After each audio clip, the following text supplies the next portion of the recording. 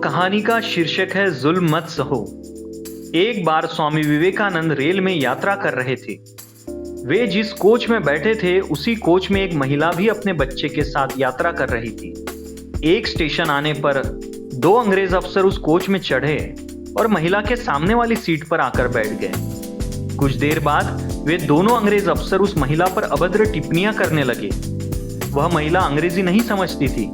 कुछ न समझ में आने के कारण वह चुप रही। उन दिनों भारत अंग्रेजों का गुलाम था।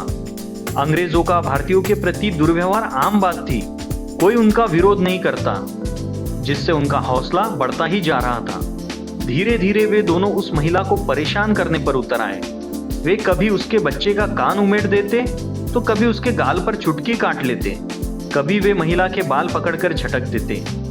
परेशान होकर उस महिला ने अगला स्टेशन आने पर एक दूसरे कोच में बैठे पुलिस के भारतीय सिपाही से शिकायत की। महिला की शिकायत पर वह सिपाही कोच में आया भी, लेकिन अंग्रेजों को देखकर वह बिना कुछ कहे ही वापस चला गया।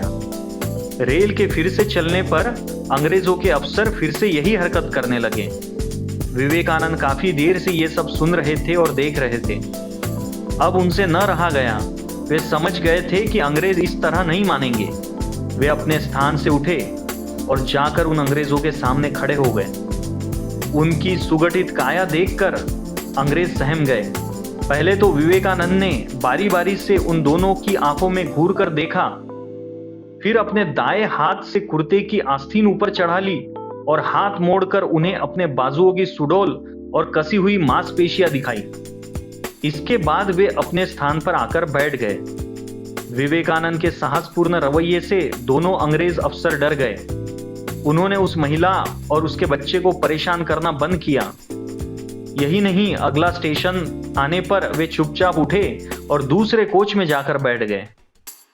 दोस्तों, यदि हम अत्याचार या जुल्म सहते रहेंगे तो अत्याचार करने वालों का साहस भी बढ़ता चला जाएगा। स्वामी विवेकानंद के जीवन के इस प्रसंग से हमें यही सीख मिलती है कि अत्याचार या जुल्म के खिलाफ तत्काल आवाज उठानी चाहिए। धन्यवाद दोस्तों।